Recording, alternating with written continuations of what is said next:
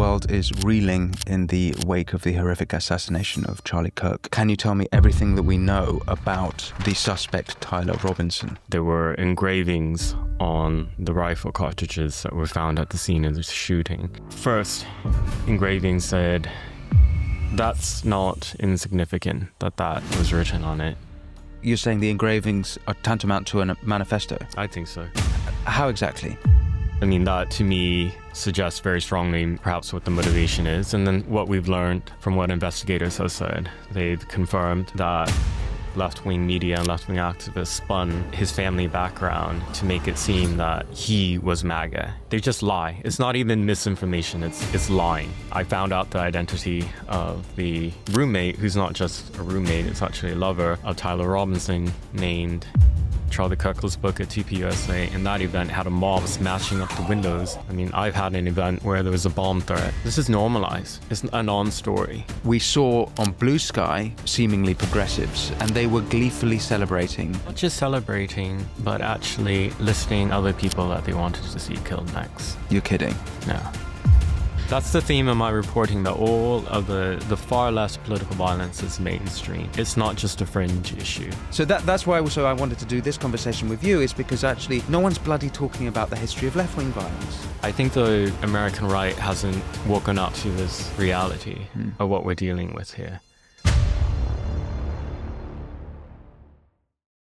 Andy, the world is reeling in the wake of the horrific assassination of Charlie Kirk in Utah at the Utah Valley University, a Turning Points event, the organization that he founded. He was one of the most famous, it turns out, in the world, conservative speakers and debaters. And the story that's since his death about what exactly happened and who the suspected assassin is shockingly is a story in itself, which we're going to get into. But before we explore all of this and the rise of far left violence, not just this year but in the preceding decade and beforehand, perhaps we can start with this horrible murder.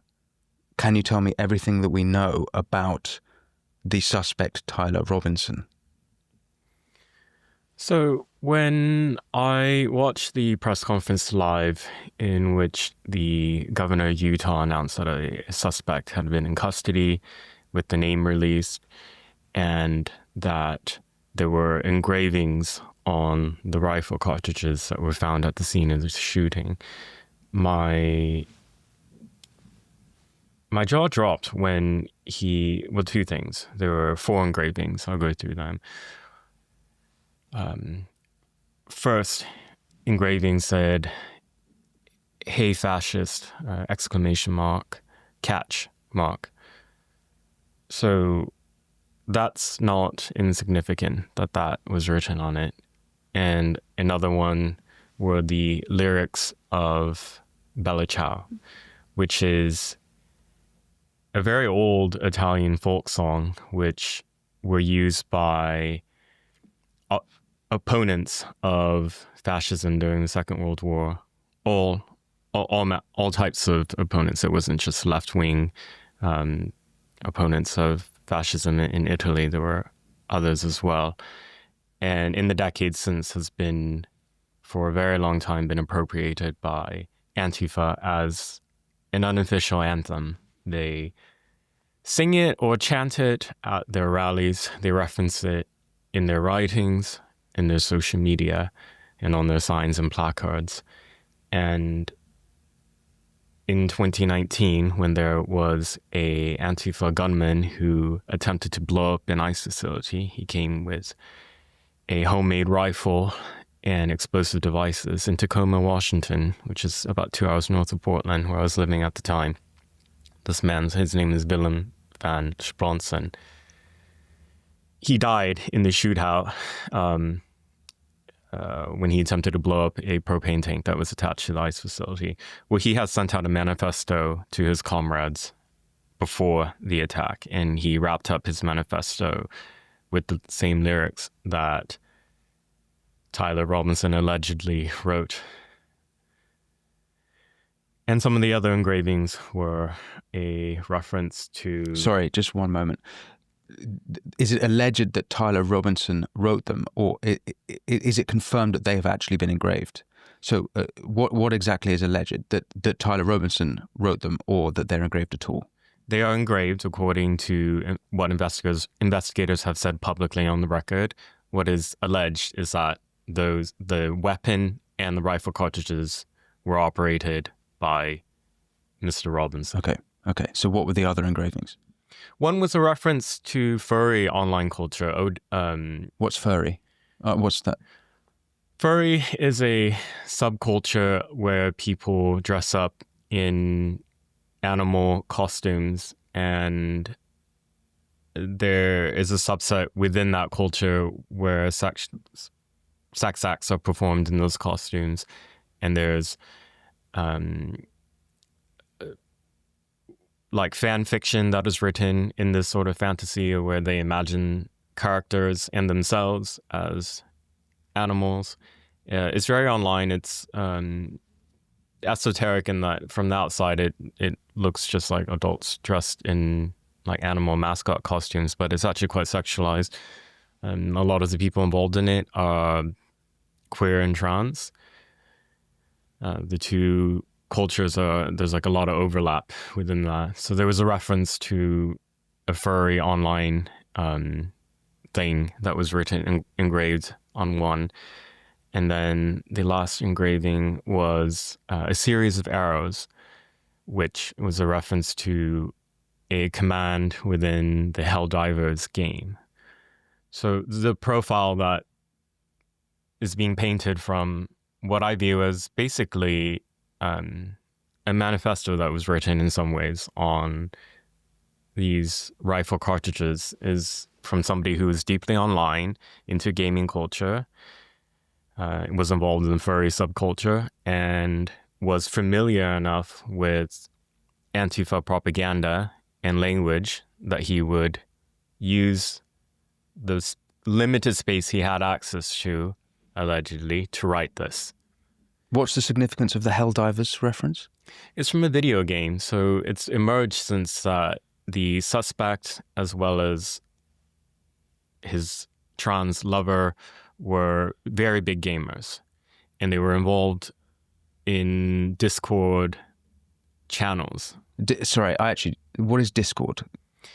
Discord is a communication platform where you can think of it similar to like Slack, but in sort of a social context rather than work environment, where individuals can set up private channels and people can be invited into it so that you can talk to one another and it's not public. And it's very popular with gamers and young people. In fact, most of the school and mass shooters in the last few years, it's been revealed that they were very active on Discord. Huh. What do you think is this? Is that just is there something more significant than what you've just laid out to that fact, or is it's just that generation happened to like that platform to communicate?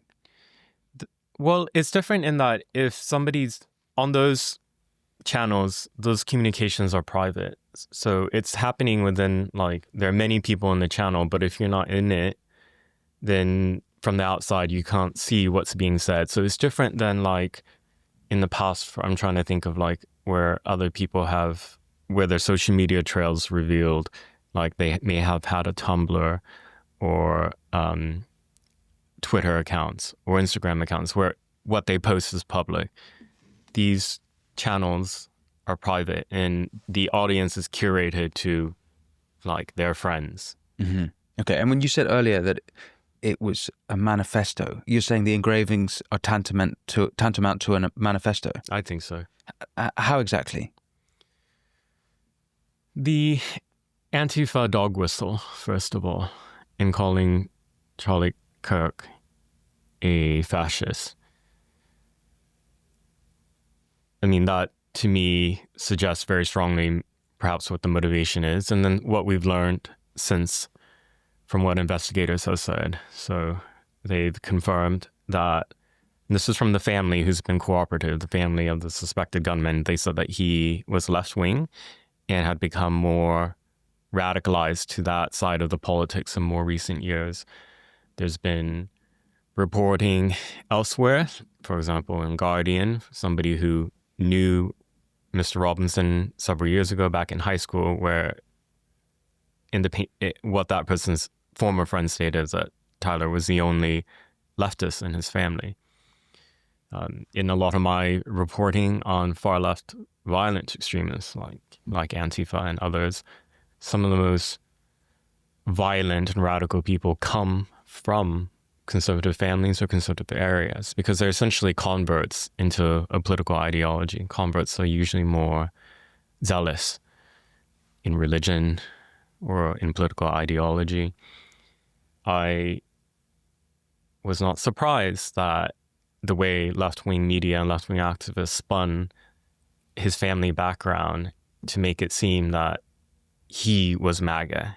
Daily Beast and other publications put out on headlines, he came from a MAGA family. Of course, with the suggestion, what they're trying to do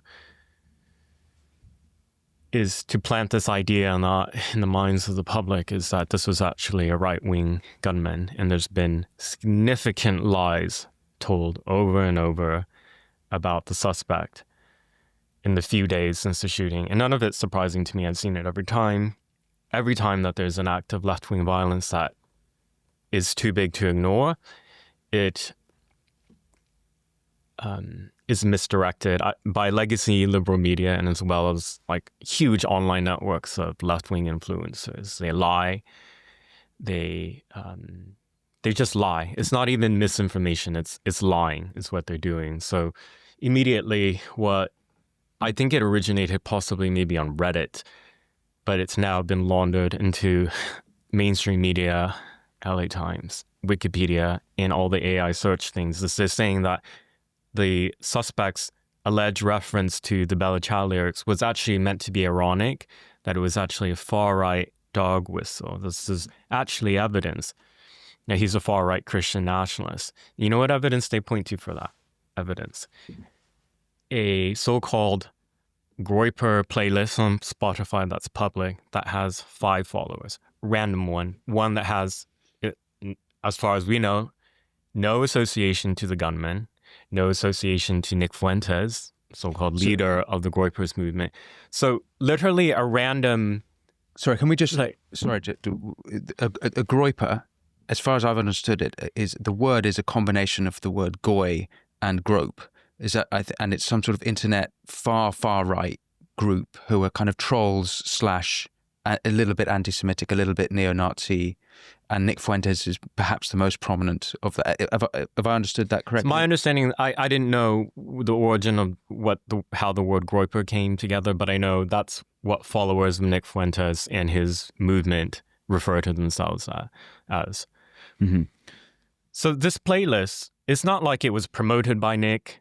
It's not like it's known to have been associated with the suspect, but nevertheless, this 5-follower playlist was used as evidence, a lie, that the engraving meant it in that way. Another thing that liars online pointed to, they found a random X account, literally a random one, that said the username, display name, I should say, was AF America First Ciao Bella. In that, I think there were maybe 2 posts that were supportive of Nick Fuentes on this random X account. And they said, see, this person used the words Ciao Bella in it. And therefore, that's evidence that this is actually now used by the Groyper movement, the song. It's completely spurious. They know what they're doing. And it's not surprising that Antifa liars would be spreading these lies, but it's been laundered into the mainstream media. LA Times interviewed an Antifa activist academic, and she brought it up. She just threw it out there. And the LA Times reporters just, listen, Now it's been referenced in the Wikipedia entry on the shooting of Mr. Kirk. Wow. So the LA Times interview means that Wikipedia can cite it, even though it was just a quote in the LA Times. That's how it works article. with the ideas laundering. I've been a victim of it. Somebody lies or makes a false accusation somewhere, and it's quoted and it's printed in either an opinion piece or written into a news story. It can even be not even in legacy media. It can be on something like Byline Times or something, which I believe has also repeated these lies. And then now it can be cited. And then Wikipedia change it, and then they sort of... Wikipedia's in it, and then now it's in the Google algorithm, and it's an AI algorithm. So it's what starts as sort of like a sort of hornet's nest of online trolls. Before very long, a matter of hours, it gets onto the Wikipedia, in mainstream media and Wikipedia. Yes.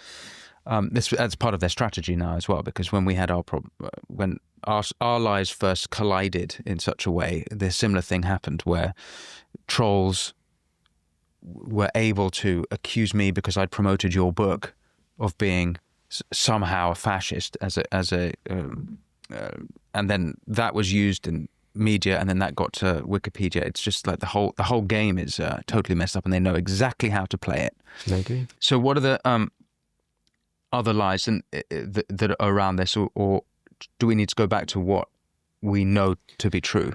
A reporter named Brooke Singman at Fox News reported out that from her sources, many sources, she said that the roommate of the suspected gunman is transgender, and she was first to break that news.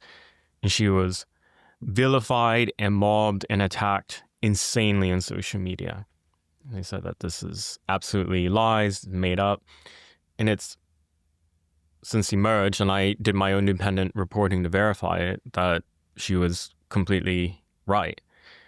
I found out the identity of the roommate, who's not just a roommate, it's actually a lover of Tyler Robinson, it's a man named Lance Twiggs, who online used the name Luna. And he wrote on his Reddit that he was on cross-sex hormones, he had anti-Christian views. And now the twist, like the liars are they're twisting themselves into pretzels. Now they're saying, okay, well, even if he was trans, so what? He wasn't the gunman. Well, it's actually relevant. Investigators, according to what's been released to the media, is one of the angles that they're probing for a possible motive is if Mr. Robinson was motivated to target Mr. Kirk because of Mr. Kirk's very outspoken criticisms of transgenderism. So it's the girlfriend, the quote unquote girlfriend or partner is a male that identifies as a trans female. Yes. Right. And they lived together. FBI Director Kash Patel, in an interview today, his first sit-down interview, he released some details. One, he confirmed that he alleges that Mr. Robinson had communicated on Discord about alleged plans to do the assassination.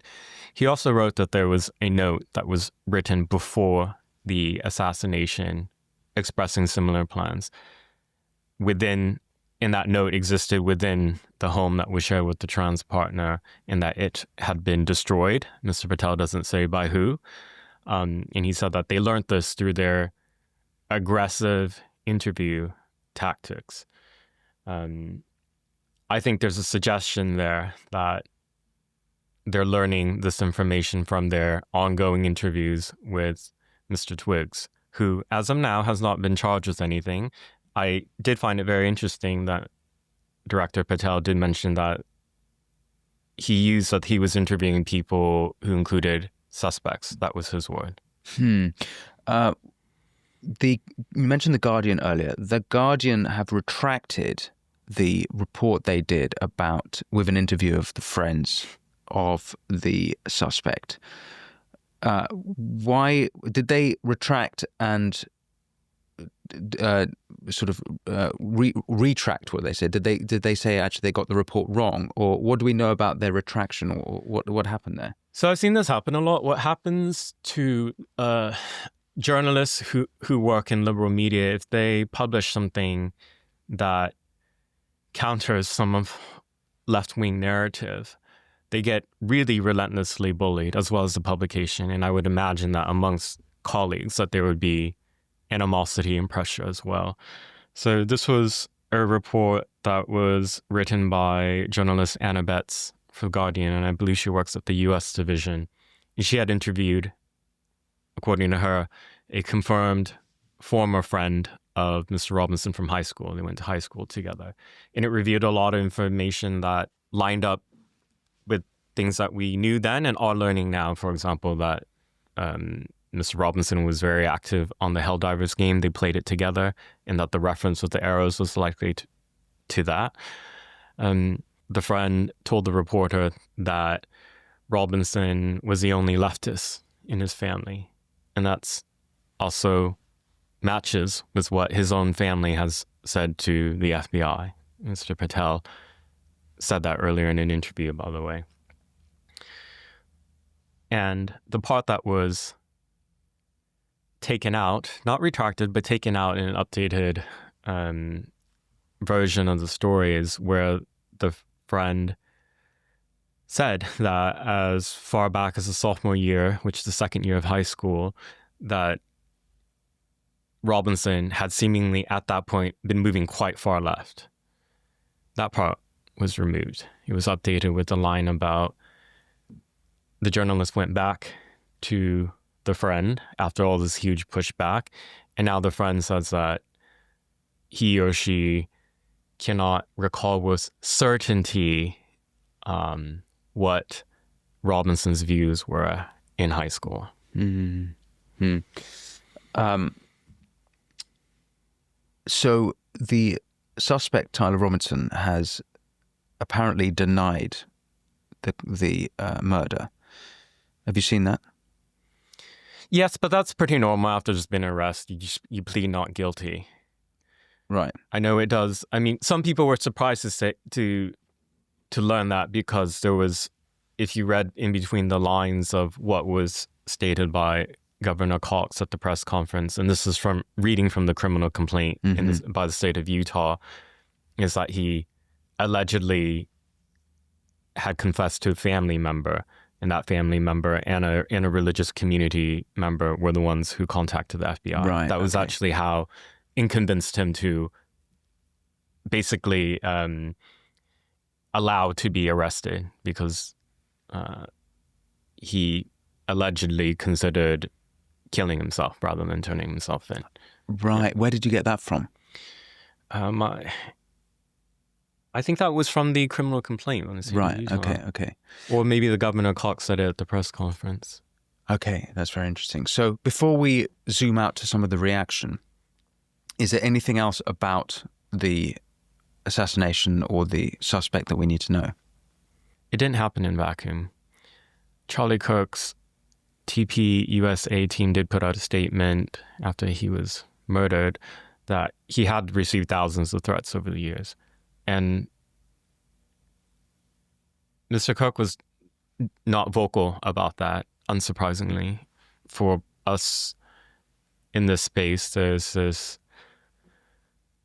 uncomfortable reality that if we're effective at what we do, we are subjected to a lot of threats, and you just don't talk about it. One, you're instructed not to by your security team, because it can inspire people. It can also, you might say something that might reveal certain vulnerabilities in your security situation. So you just don't talk about it. You don't even acknowledge the existence of some of the credible threats.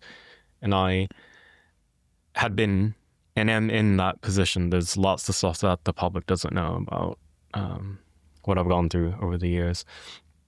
And Mr. Kirk's events and TPUSA events in the US, across the US, have been really brutally attacked by Antifa and far-left extremists many times over the years. It happens so much that it's considered like a norm. Like for one, like at the base level, you should expect that somebody will come up to your table if you're tabling and they overturn it, or that they hit somebody who's at the table. That's happened so many times. Smash a drink on their face. So there's been assaults from Antifa at TPUSA many events. times where far-left extremists or trans activists will come up. They go up, and it's in this context where leftists feel that they openly call for their political opponents to be killed. So what's it to them to go up and flip over a table, dump a drink on somebody, or hit somebody in the face? I mean, at UC Davis, a whole mob of radical Antifa and transgender and queer activists, mass, announced they were going to go attack a TPUSA event, and they did it. I think it was in March, just this year. In this video, it's during the day. They just went together. They're in black bloc, and they completely destroy the table. Campus police is there. They don't respond. Like, this is sort of the norm and context. And a few years before that, Charlie Kirk also spoke at TPUSA, and that event had a mob smashing up the windows of the building where he was at. I mean, I've had an event where I spoke in Richmond, Virginia, where there was a bomb threat that was directed. So this is normalized. It's a non-story that this happens day in, day out in the U.S. So this is the context of where the assassination at the Utah Valley University and what happened there. So I want people to remember that. And looking at stepping back slightly further, there's a wider context of left-wing violence that has been escalating in the U.S. that people are completely ignorant about, in denial about, for a number of reasons. One, we see it happening now because people lie. People with power lie. People with loud voices lie. They lie in the press. Or they put out misleading narratives. For example, like the Daily Beast story wasn't lying about the suspect's family being MAGA, but you can see the suggestion that's in the headline. Right. It's like they don't present the information making the other case. They make a suggestion for any of their readers what they're trying to suggest, you know. Don't look at the radical left that may have radicalized the gunman. Look at his family. Look at, they were pro-Second Amendment, that they were conservatives. Maybe that was the reason that the family's was so cooperative, actually, that they are a conservative family and they follow the law and support law enforcement, that they turned over their own son. Yeah. You know, and was actually allegedly able to convince him to be allowed to turn in. There's been many, many examples where a far left suspect wasn't turned in. For example, I just talked about Willem van Sponsen in Tacoma, that Antifa gunman. He sent out his manifesto to his friends and comrades. Nobody contacted law enforcement. Nobody. A few weeks ago, there was a large manhunt for the alleged ringleader of an Antifa cell in North Texas after a shooting at an ICE facility in Alvarado. A local police officer there was shot in the neck. Killed? He survived. Very lucky. Most alleged members of the cell, were arrested on the spot or in the days after, but the alleged ringleader disappeared for many, many days, and he was Texas top 10 most wanted, FBI most wanted. Millions in the state of Texas all received on their mobile phone. Benjamin Song, wanted, considered armed and dangerous, contact FBI, call 911 if you see him. He allegedly was harbored in a home by other comrades who kept him there. They've since also been arrested and accused formally of obstruction.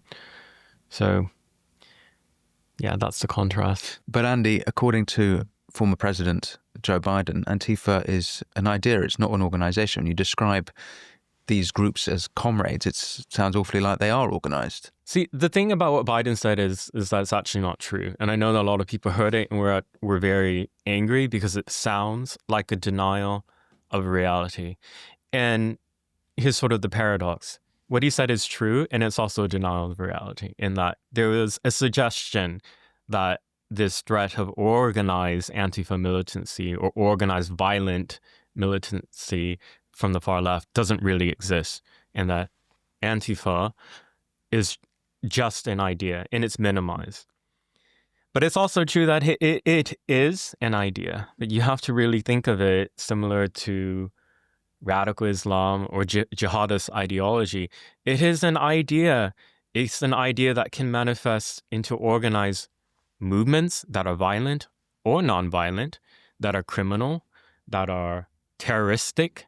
It can manifest in all those ways. The cell can be as small as an individual. How many times have we seen in the UK and America, all over the West, all over the world, where the radicalized killer doing it in the name of IS, Islamic State, or Al-Qaeda, or Al-Shabaab, whatever, was one person. In particularly in Western countries, is one person who's radicalized online.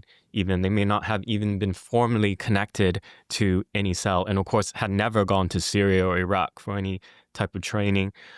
So you have to think of it sort of like that way, and that leads to another thing is that a lot of people are saying now and have been saying for a long time, why doesn't President Trump or his administration ban Antifa?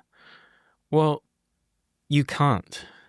You can't, because it runs into First Amendment issues, first of all. And the anti-terrorism legislation at the federal level in the US is it's outdated in that it's written for an international connection. It's written in the years after 9/11, where terrorism was understood as having connection, for example, to the Middle East or other foreign countries. Antifa does function in part as an ideology. It's like permeated into radical left culture. And so immediately, if any executive order was written, it would just be challenged on First Amendment grounds in the courts, and it would be restricted because of that. So, you not... and we don't have time to lose. I don't advocate for Antifa to be banned, because time is of the essence. We don't have time to lose for these court battles, you know? But, okay, but isn't an organization like Rose City Antifa an actual organization? So, see, now, yes, they are an actual organization. They are a particular example of one of the many cells that can manifest under this banner ideology. But for many, many years now, they've wised up. They realized the risk that, they could actually be charged with RICO and conspiracy charges if they function as like an organization. There were 12 people part of a SoCal Antifa cell, for example, who were convicted in San Diego, went to trial. That was a case that was completely ignored on the mainstream media, by the way. When people say there's no evidence for organized Antifa, well, look at that case. SoCal Antifa in San Diego County. So how they organize now is you see that a lot of these organized Antifa groups, Rose City Antifa, a number of them, they're part of networks, they've gone quite quiet on the social media. And instead they've moved into more of the model of don't publicly organize as a cell, let's say, and to instead put the propaganda and ideology out there as well as the targets, and hope that one of your comrades, maybe one of your comrades involved in the cell, or maybe somebody who's sympathetic to it, takes action. And so there's been a number of terrorist attacks, domestic, particularly on infrastructure, in the last 5 years that have come under this Antifa umbrella. And the reason how we can know that, and I report it out because the mainstream media ignores it, is that the claims of responsibility are posted on these anarchist blogs. So after the arson attack, after something's burnt down, police vehicles burnt down, or buildings that are smashed up, whoever did it allegedly will send a statement of responsibility to one of these anarchist Antifa blogs. That's where they've shifted to. They believe that it makes it more difficult to break up any cell, and they may not even be a cell. It really could just be an individual. That's the other thing too. So this is, we're so far from confronting this issue. Like we can't even get on a consensus that violent far left ideology is one, real, and two, bad. We're not even at agreement with that in the US. So Right. Look, it's not just Antifa, right? I want to explore in this conversation. We're going to look at the BLM murders and or the murders done in the name of BLM and the killings, particularly from 2020. I want to look at some of the mass shootings, and particularly the trans one. You are on for our last episode we did together on the Zizians trans cult, and I think they've killed 5 to date, or 5 dead in their name, and 8 deaths linked to that 8 deaths. cult. Sorry, and there've been attacks on ICE. We saw earlier this year the Tesla vandalisms, Yes. attacks on police, attacks. That was disproportionately trans, by the way, the Tesla fire bombings and shootings. That's right. And last time you were on, you were explaining that actually Antifa, the trans identifying participants are at like sort of 30%. Is that right? So it's vastly disproportionate compared to the national population in America. So look, we're going to explore some of that, but I want to go back to the Charlie Kirk assassination and some of the reactions to it. So what we saw, I think what everyone saw, and I was in the States at that time, people were shocked not just by the assassination, and a lot of normies, people who don't necessarily follow the political discourse, they were also shocked by the reaction, not only online, but of people they saw as friends, kind of taking glee and happy about the killing.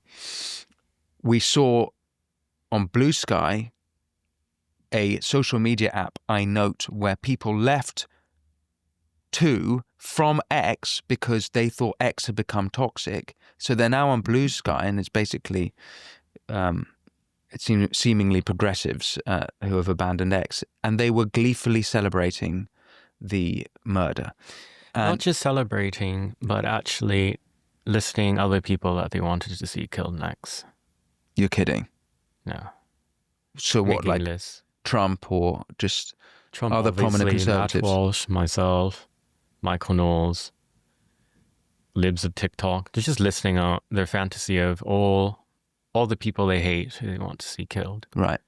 So we're seeing a lot of this that's going on. I want to explore to you the popularity of assassination culture, and actually I've got some reports here that we'll get into. But before we go there, these people on social media, are these sort of anonymous trolls? And to what extent is it prominent people doing this? So are there people of high society, people, or just when I say high society, people with higher status? Is it just the sort of dregs of the online world, or are there people, the real people who are prominent people who are expressing such views?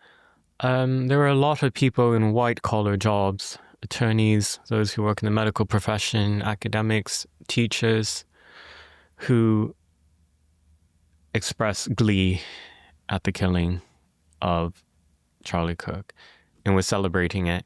And some of them even suggested, or more explicitly called for, others like him to be taken out.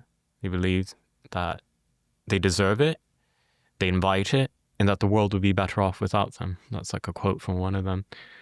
So it's not just online trolls. The online trolls take it further, because then now they're listening out to specific people they want to see killed and how they would like to see them killed. Again, not one-off, not in a vacuum. Luigi Mangione, a recent alleged assassin, is a hero, instant hero celebrity to the left. Shirts made, signs made, people wear Luigi costumes to protest outside Trump events or outside Tesla, all with the suggestion that what he allegedly did was good, and they hope that other people take action like that. So Luigi Mangione is the lead suspect in the killing of Brian Thompson, who's the CEO of United Healthcare. That was in December 2024. The video's out of this basically almost point blank range murder in New York City. And he had allegedly wrote engravings as well on the bullets that were used to kill, and they have become a rallying cry for the left. Deny, depose, something, I forget what it is, but all of you have heard it. So there's not just an assassin culture on the left, there's a death cult culture on the left. And he was celebrated by prominent people. I think if it was a comedian, Bill Burr was celebrating it, I believe. It's in the mainstream. It's the mainstream. That's the theme of my reporting, by the way, that all of the far left political violence is mainstream. It's not just a fringe issue. It was shocking to me when I had to accept this reality years ago in Portland. I didn't want to accept it because I grew up in a very left-wing city. These are the people I went to school with, worked with, knew were my friends. And they seemed like decent people. And I didn't really accept that actually so many of them had been conditioned into dehumanizing the other side. And by the other side, I mean conservatives, to the point where they celebrate and hope that those on the other side are dead and killed in some of the most gruesome manners. Yeah. You know, 2020 was extremely violent in America, extremely violent in Portland. And there was a politically motivated killing there that people seem to have forgotten by an Antifa gunman in 2020 August. A Trump supporter was assassinated in downtown Portland by somebody who also left behind a manifesto on Instagram, "I am Antifa," his own words. And he was celebrated and is celebrated as a hero. He died in a shootout with law enforcement after he escaped, by the way. And the reaction from the local media, or I should step back a little bit, the reaction immediately in downtown. So there's rioting that happened. The Antifa and BLM and left-wing activists had really large crowd had gathered outside of the Justice Center, which is the area where they had basically turned into their occupation and where they launched many of their attacks. They announced on a bullhorn, one of them, that the person who was dead down the street was a Nazi, and they all cheered and celebrated, said that the trash was taken out. That was a quote. And then they held a dance party. They had a DJ play music from loudspeakers and they danced.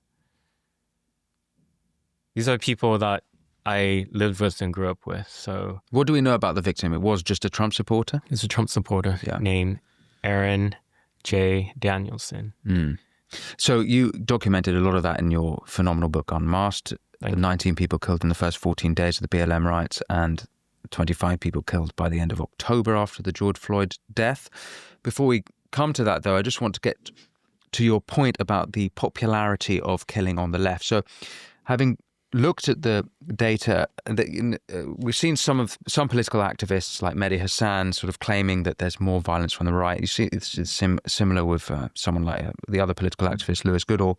And they make this case, and we're going to go through some of their cases because they are wildly inaccurate or misrepresented. But it's one, if you actually looked at the fringes, and even if you sort of came to the conclusion that if you on the right and left, that there's political violence that's going on, perhaps in equal numbers, maybe it's slightly disproportionate. What's strikingly different is the support for political violence. And actually, there's this report done by Rutgers University, the Network Contagion Research Institute, which Charlie Kirk himself I actually got this information via Charlie, who tweeted about this in April and tweeted this report. And what this shows, so they did some polling of people left of centre and people of right of centre. And they asked about whether there was justification for the murder of Elon Musk and Donald Trump. And for Musk, 50% of those left of centre think that there is some justification for the murder of Elon Musk, right? So that's half compared to 14.3% on right of centre. And when it comes to Trump, 56% of those left of centre think that there is some justification. So more than half of those on the entire left think that political violence and murder is okay in some circumstances. So it's one thing about what's actually going on. It's a striking difference. And just oddly enough, it's 20% of those right of centre think justify that, just for clarity. But clearly there's a disproportionate there support on the left for this violence, which is, I guess, is pretty striking. I mean, as an American, what do you think that tells us about the state of the country? Or do you think that that's Do you think that's accurate, or does that sort of add up with what you've noticed? What it tells me is that there's asymmetric warfare. What does that mean exactly? We're not in a hot war, obviously, not a hot civil war, but one side is, by a large margin, willing to use the by any means necessary tactics. Obviously, not 50% of those polled are actually going to go out and kill somebody for a political reason, but the support is actually really, really important to the radicalization of a society. Actually, it's extremely important, which is why the left really work as a machine to make sure that truths that are inconvenient to them about political violence on the left is suppressed, that those who do reporting about it are bullied at the very least and or targeted for violence worse, or deplatformed somehow. Their project is to mainstream support for the use of violence so that their radicals can go out and do it with impunity. And they've had a lot of success in that. When this 50% figure you just referenced from that great study, how it looks on the ground is then you can have places, I'll throw out Portland again, an environment where 90%, more than 90% of the far left violent insurrectionists in 2020 and 2021 had their cases immediately dropped, dismissed by the prosecutor, who himself a partisan at that time and an ideologue on the left. Andy, let's just unpack that. But you're referring to the insurrections that happened in Portland, Oregon, of the Hatfield courthouse, right? Is that what you're referring to? That was in July. The riots went on for months and months into 2021, and the attacks happened on police stations across the city, in residential areas, in business districts. It wasn't just the federal courthouse got a lot of attention because it was one spot that was targeted nightly for an entire month. Right. But you used the term insurrection, which could only really be applied to a federal building, right? So no, because the riots were in the function of insurrection against the U.S. government. That was the point. But don't they have to? It's not an insurrection if there's not a building that they're a government building that they are. I don't think so. I think it's a cause is to intimidate the local government and also show their might and try to intimidate the federal government that our violence is not confined to this one small area of downtown. We can take it elsewhere, and we can cow the local authorities, all of them, the governor, make the police department afraid to show up, which they did, and get popular support for it. That is part of the insurrection. And at that time in my reporting, I didn't use the word insurrection to describe it. I've since have, because it was an anti-government agenda. Of course, how the press to this day reports on that time of violence is that these were racial justice protests. Yes, there's a stark difference between the reaction to the George Floyd death in 2020 and the reaction to the Charlie Kirk death. I was at a vigil in New York, and there's 20 or 30 of us. There were prayers, there were singing hymns, candles lit, and as we were doing so, some black-clad individuals, it started with 2 or 3 of them, started weaving between us gleefully with their mouths wide, teeth glistening, and kind of aggressively getting into our faces before started kind of hissing that he was a fascist, the person that we were grieving. And as they backed off, they started chanting, "Free, free Palestine." But also, of course, another stark difference is after George Floyd, America was seeming the cities were burnt down, and we had the rise of what happened in Portland. You described it, what happened in Seattle as well with Chaz. So a stark difference in what's going on, and a stark difference in how it's all being reported. That's a very shocking thing. Here's another reason why I say it's asymmetrical warfare. I think a significant portion of the left understands that violence works. They want prosecutors to be afraid. to prosecute. They want governors to be afraid to send in the National Guard. And they want jurors who are serving on trials also to know that if there isn't a conviction of somebody they want convicted, that there will be mass violence. I think the American right hasn't woken up to this reality of what we're dealing with here. And, you know, in this deflection time now we see online, you're going to see these influencers on the left, like Mehdi Hasan and others, bring up the trope of these studies, so-called studies, that show look at this huge difference in right-wing political violence. If you look at the methodology of these things, it's actually quite a flawed methodology in that a lot of political violence does not actually conveniently map onto left or right in the American context. For example, there have been so many deaths at the hands of jihadist ideologues in the US. Do you map that left or right? It's religious fundamentalism, so that seems perhaps right-wing, but it's for Islam, which is embraced by the left. Where do you map that? It doesn't conveniently go. Where do you map all the black racists and black anti-Semites who have killed people and said racist things in the course of those attacks and anti-Semitic things? Is that left or right? Yeah. So actually, the most recent example of that was the murder of Irina Zarutska, the Ukrainian refugee in North Carolina. The attacker, who's clearly has seems to me to be schizophrenia of some sort, some serious mental illness. After slashing her throat 3 times and leaving her to die, he walks off and he mutters under his breath, "I got that white girl, I got that white girl." So it seems to me that that's a racially motivated murder. Yes. Or at least race had something to do with it.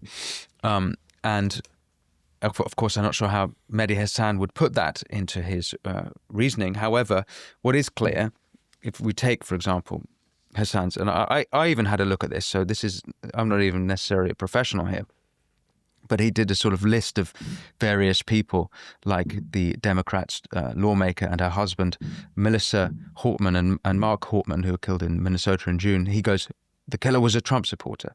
Well, actually, if you look into the killer claimed that Tim Walz instructed him to carry out the killings, and one professional said it seems like he has schizophrenia. Tim Walz is in Kamala's vice presidential running mate. Another example, I mean, he basically has this long list, is a Trump supporter. Another example is Josh Shapiro, the Democrat, Pennsylvania governor, who in April had an arson attack on his house. Yes, very severe arson attack. The arsonist cited Shapiro's stance on Gaza as the motive for the crime. The suspect, who's Cody Barmer, was also being treated for mental illness. And the New York Times reported that there was little evidence of a particular ideology or loyalty to any political party. And he believed that the New York Times also reported that the man charged believed Shapiro's stance on the war in Gaza was leading to the deaths of Palestinians. And that was after a police warrant search. And this is what he said. After the attack on the governor's residence in Harrisburg, Pennsylvania, the suspect, Cody Barmer, identified himself on a 911 call and said that Mr. Shapiro, who is Jewish, needs to know that he will not take part in his plans for what he wants to do to the Palestinian people.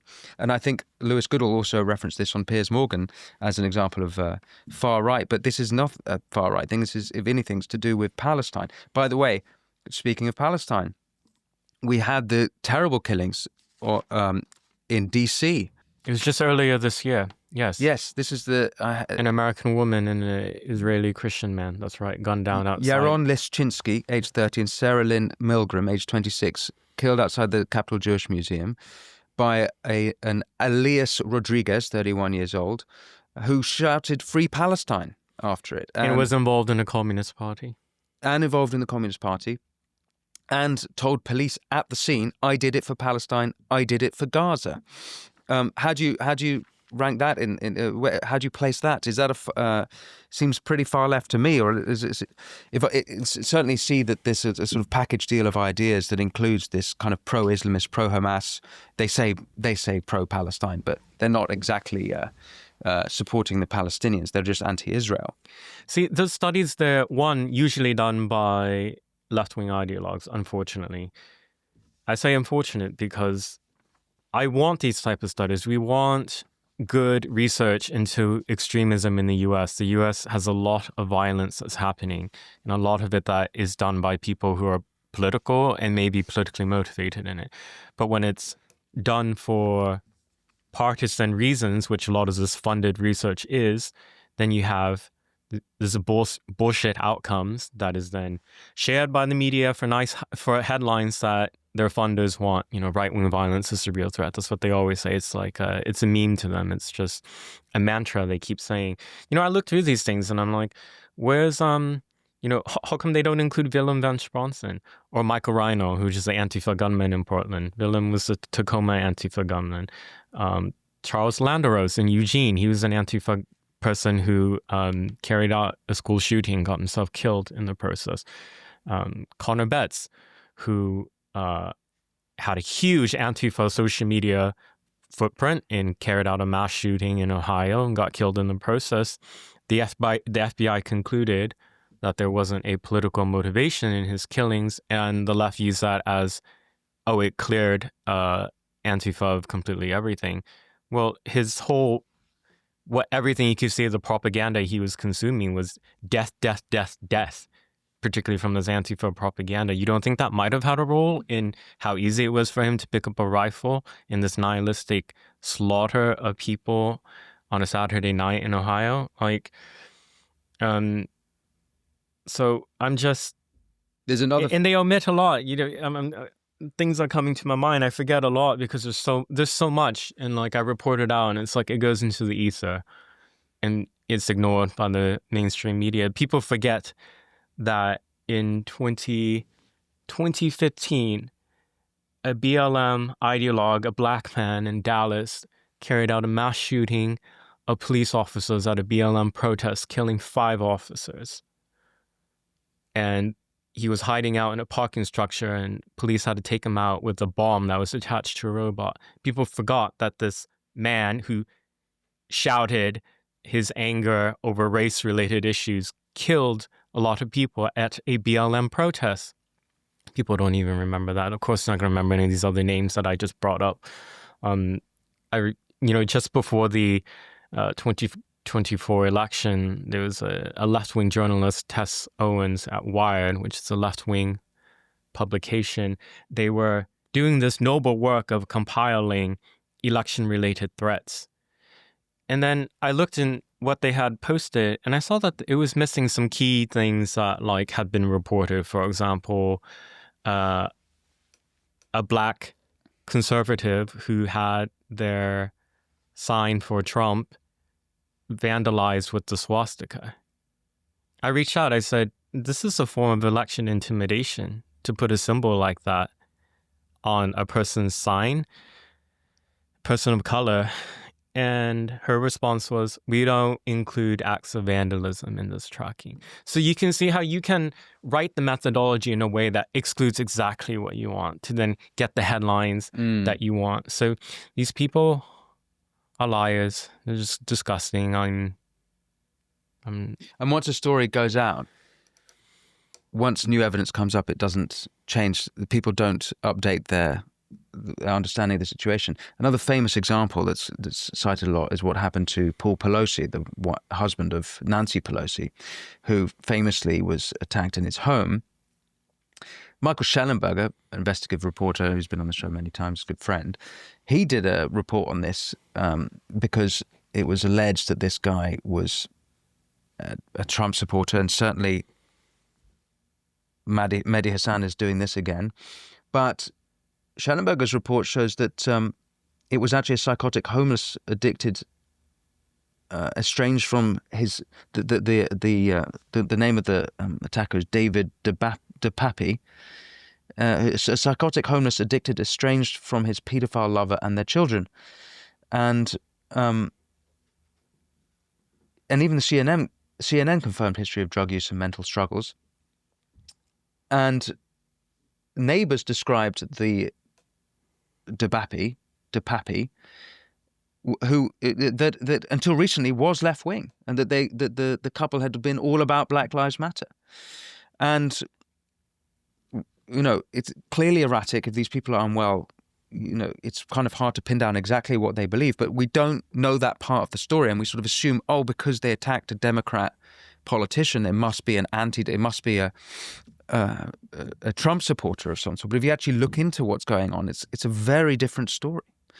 And what's doubly frustrating for me when I think of someone like Hassan and in America, and Lewis Goodall's done it here, and various others are doing it.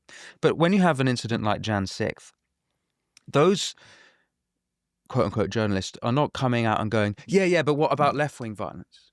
What about the 25 people killed in the BLM riots? They don't do whataboutism then. But when we have a clear attack from the left, they come out and their whole story is, but look at all this right-wing violence. So that's why also I wanted to do this conversation with you, is because actually no one's bloody talking about the history of left-wing violence. And in fact, that's why I was such an admirer of your work in the first place all those years ago, because I was very aware of what the mainstream media were reporting.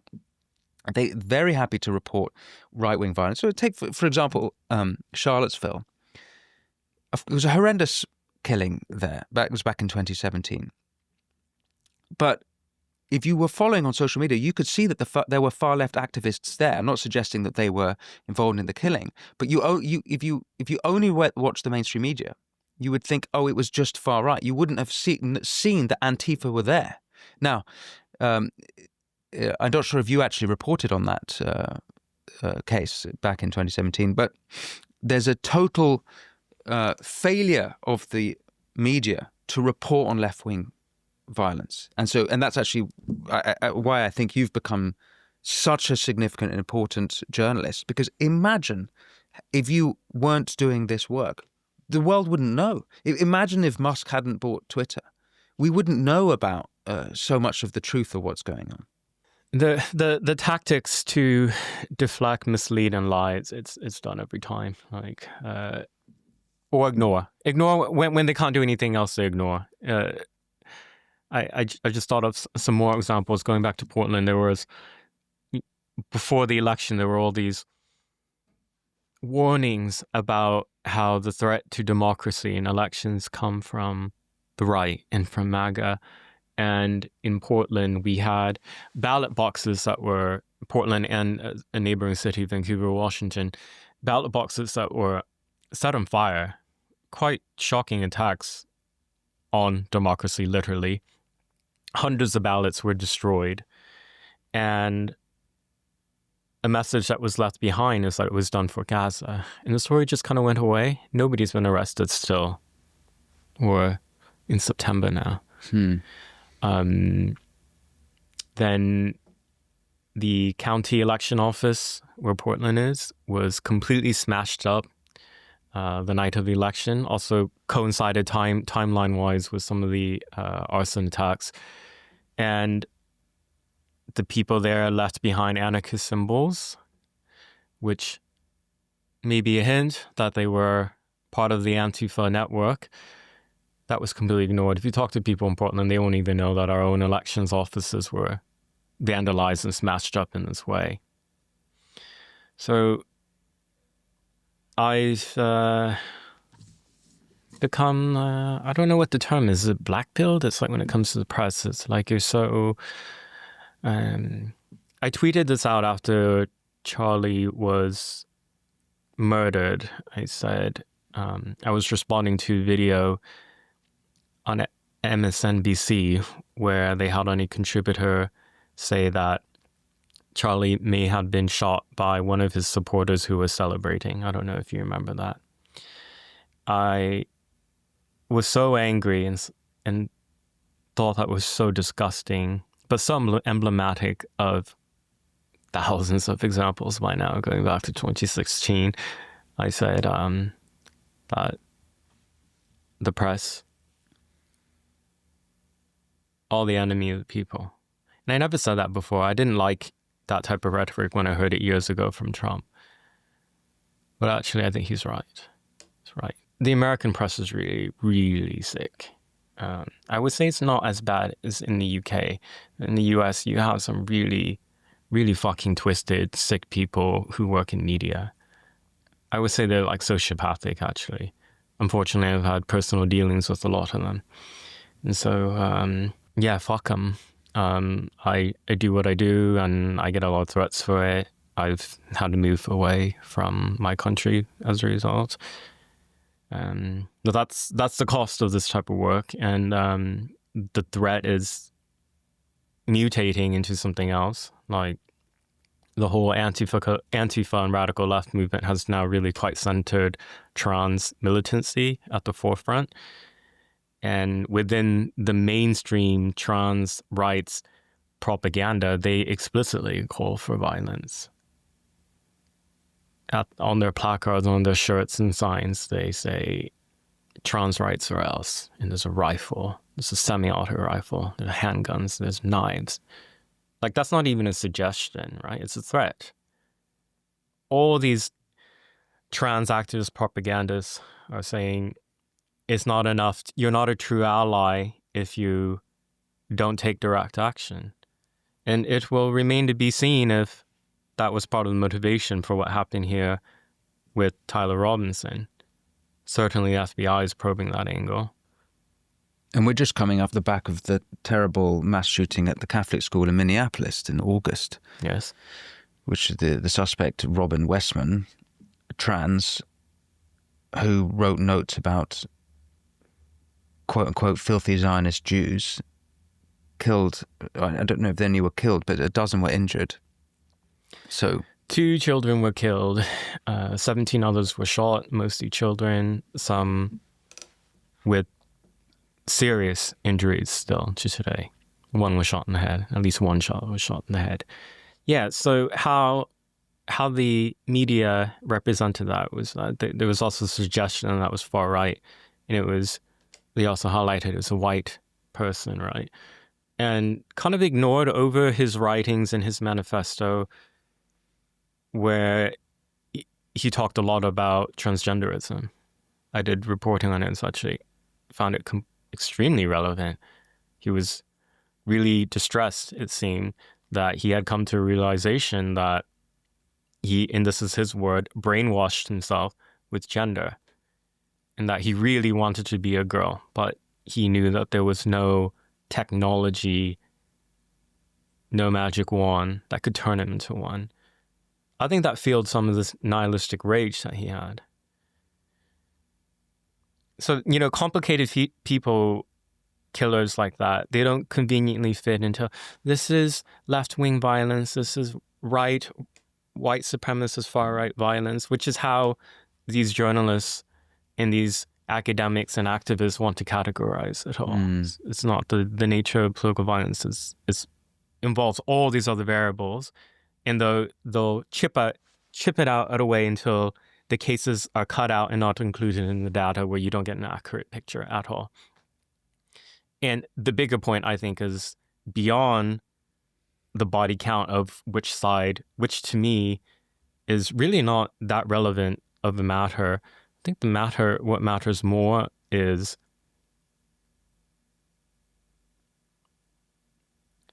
who's accepting of this as a norm. And I think we can see the answer to that. Look, I know you say you don't think it matters, but given that you don't accept the... It matters it doesn't matter in the sense that we shouldn't be treating this as a game of who's more evil than who.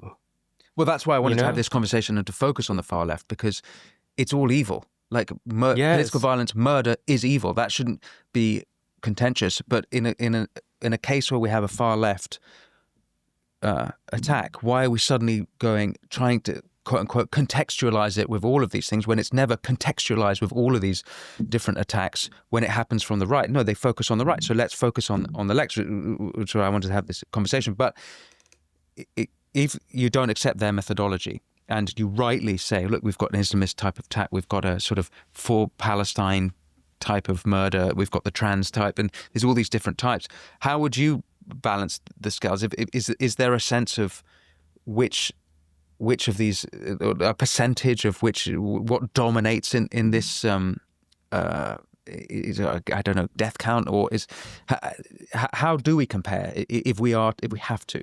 Here's what I feel confident about saying, and actually other academics have also stated this, is that more recently there has been a documented surge in acts of violence, deadly violence, that have been committed by suspects or convicts who did it for a left-wing cause. That there is an uptick that some of these academics had to recognize. Of course they'll say, oh, but, the overall numbers is still less than the right, but there has been an uptick. Well, at least they admit that. I bring out all these examples in my reporting, not to do what the left is trying to do. I'm not trying to direct the attention to say, look, the violence is only coming from one side. This is all that we should care about.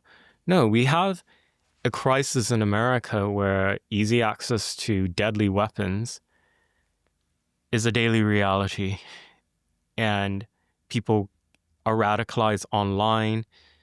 It's like the domestic terrorists we have are not the terrorists who are going to foreign countries to train with militant armed groups.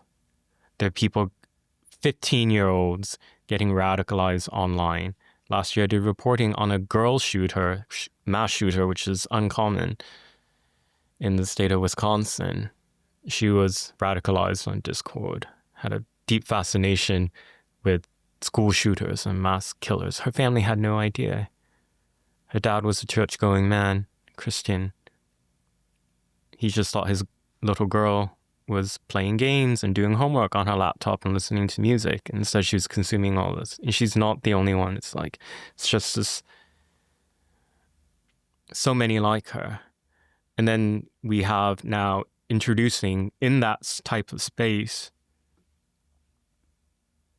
the death cult propaganda that is political and celebrated and cheered on. The death cult propaganda being the sort of progressive worldview, or do you mean the sort of trans death cult? All of it. The kind of, what I see as an axis of evil, of ideologies, the woke, progressivism, Islamism, i.e. those who are pro the jihadi attack of October 7th, and the Marxists. There seems... There's a lot of overlap on these circles, aren't there? There's a hell of a lot of overlap. They all seem to be one tribe. I mean, there's a deeper story here that I think is being missed. And these Mehdi Hassan types are trying to make people look in the wrong direction with this nonsense and misleading shit that they're putting out.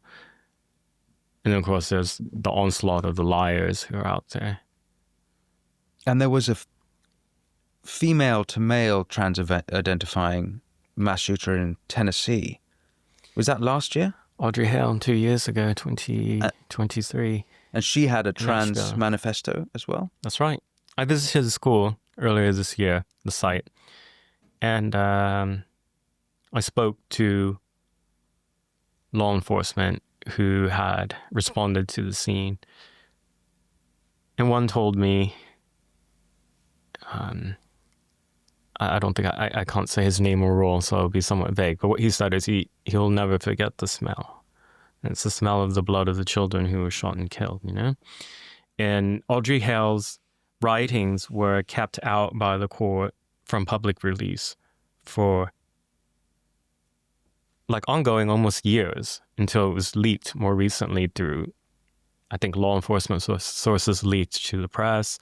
There are court hearings back and forth because a judge had gagged press reporting on what the contents of it. I wonder why. If you read it, you'll see that Hale had huge grievances against the world, and she hated her body. She hated being white. She had a resentment, particularly against white people. I think all that's relevant to release. Of course, by the time it's released now, 2 years after what happened, it kind of, it's not really in the headlines. But Hale is, as well as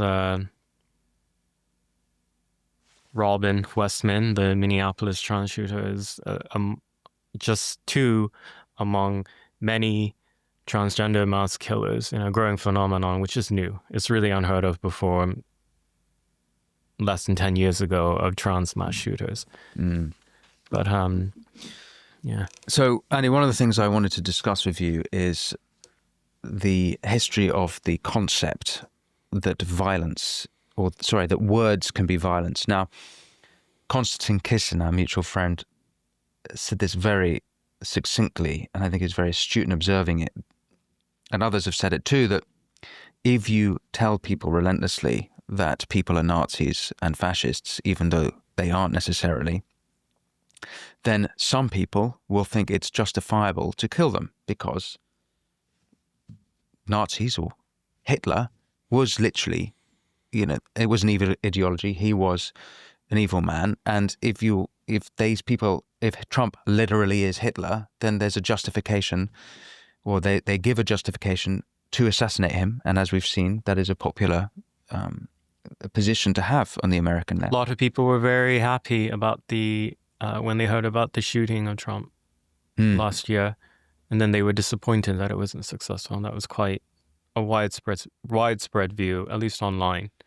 Yeah, that's strange. I mean, the reaction after Charlie Kirk's been somewhat different from Trump, partly because so many American presidents have either been assassinated or have been attempted assassinations on them. Ronald Reagan, and of course, if you go back to the 70s, you had the Kennedy brothers, and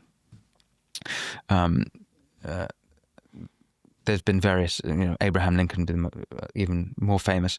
But it feels different, I guess, with Charlie Kirk because of how prominent he was, and he wasn't a politician, although he was obviously politically affiliated. But I want to go into this idea of violence, or words being violence. And we'll remember around BLM that we were told relentlessly that silence is violence. So it seems that everything is violence. And if everything is violence, then violence is justified as a response to everything. Now, James Lindsay wrote this phenomenal piece, actually inspired by your experience back in 2019, which I hadn't read before. But he was describing how the way the media dealt with you and what you were reporting back in 2019 was that it somehow the work you were doing was discredited, and worse, that the violence you were experiencing was somewhat justified in that you were sort of asking for it by being there in the first place.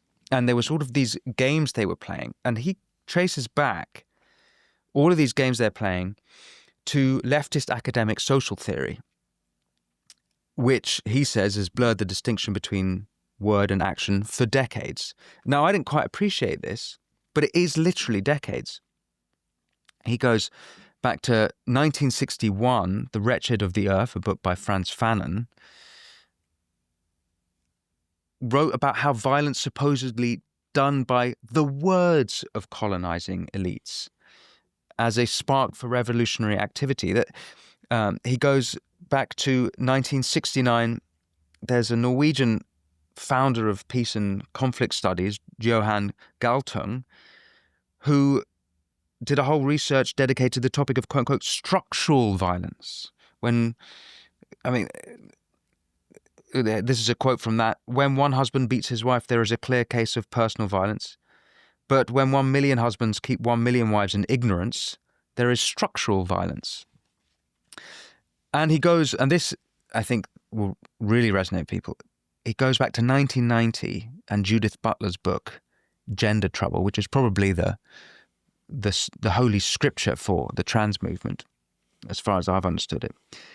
And she was writing about gender violence, and that gender violence is described as a violence of categorization. That queer theory accordingly indicates that a form of violence occurs when someone is categorized by sex, gender, or sexuality in a way they feel does not rightly describe them. So queer and trans activists today routinely claim that misgendering is inherently violent. So I didn't quite appreciate this, but this goes back almost 60 years, that the path had been laid, the stage had been set to such a manipulation of language that it is justifiable to respond to words with violence. And this is all the more significant with Charlie's murder, because he was a huge advocate of free speech. He was Mr. Debate. He was the guy going to all the college universities and speaking to people with a different opinion. And sometimes he was maybe pugilistic or a bit punchy with his words. But in so doing, as you described earlier in this conversation, he's so irritated a whole group of people who believe that words can be responded to in violence because words are violence. Well, those who hate him view debate and free speech as things that need to be destroyed, actually. They're enemies of that. And so I think there's a lot of symbolism behind him being picked as the one to be assassinated. And regarding the theories, it's the action we see now, didn't just happen. You have theory first that is old. It goes back really long time. All these thinkers decades ago had already posited these ideas in academia, and then it filters down and the language is tweaked to contextualize it for the particular context. But the radical left, and I would say the mainstream left, have really developed frameworks for the violence to do it. And that's just on the theory side. Like on the practicality side, the fact that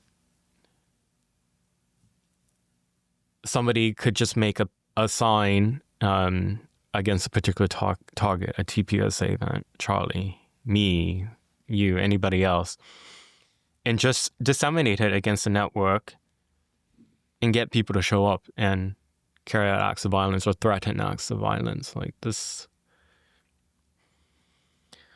I hope my journalism, one thing it can do is help make people realize that the threat we're dealing with and how inadequate the response from politicians, obviously, law enforcement, how inadequate all that has been, the law even. A lot of these threats go just slightly below the criminal threshold, but it serves a function in inciting violence quite effectively. And so these people exploit all the laws that are meant to protect civil rights, and they use it for violent, wicked, cruel things, evil, terroristic activities, planning. And there's a faction on the right who have this misunderstanding in their mind that you're dealing with like obese non-threats or skinny twigs who are non-threats. And it's like, well, Tyler Robinson's pretty skinny, but he had a rifle. So. Look, it's been pretty dark conversation. It's a pretty dark time. I'm going to go over to the Substack and ask you a question about the significance of this moment. And of course, Charlie's organization was called Turning Point, and some people are saying this is a turning point for America. I'm going to ask you your take on that. But before we go over there, I wanted to actually end on a more wholesome note, if I may, because you spent time with Charlie, and actually you, after one of your attacks that you received at the hands of Antifa, you were, am I right in understanding you were looked after? Charlie took you in? Is that, did I get that right? I'm one of many people who's been touched by him. He's been involved in the lives of I can't imagine how many thousands of people. I remember in 2019. So at that point, after the when I was beaten very badly by Antifa and had the brain hemorrhage, I mean, up to that point, I had never done public speaking. I was a local Twitter figure in Portland, and nobody knew who I was. Nobody cared about any of the reporting really had done. But Charlie reached out a few weeks after I was released from hospital. It was him or his team, I can't recall. But I was invited to come to Washington, D.C., and he wanted to honor me on stage at one point at one of the big conferences. And there were very big names there. And he asked if I could speak, and I said I was too shy. Like it's not like how I am now. Back then I was even more timid. And he said, how about you just come out and we just give you an applause. Is that okay? Can you allow us to do that? And I said yes. And so that was my first experience with TPUSA. And what a nice bloke. It was a gesture that I think over the years, as I interacted with him, and at least on one other time at another conference that I remember, it just reflected that even though he became a very, very big name, he was a big name then in 2019, but he became even bigger by 2022, which was the last time I saw him in person at America First and then speaking. And at that time, there was all this commotion backstage. And, he's one of the main organizers, so he's busy running around. I went backstage, and he happened to be there at one point. There was a lot of people. And I remember he stopped and he made eye contact with me. He waved. And he was too busy to talk. He didn't get to talk. But that was my last interaction with him. And it just, it reminded me that he was really grounded. There's a lot of people who are in the space on the right, in the public sphere, who are not doing things for the right reason. They want fame, they want money, they want influence. He wasn't one of those. He worked really damn hard, and his heart was in the right place, and his heart was good. That was another thing. This is why this assassination has made me feel very furious. And maybe it's inappropriate for me to voice publicly because I'm continuing to do reporting on this case, but it's evil took a really good person. And he took a person who actually had love for his enemies. He was a very devout Christian, and I myself am not religious.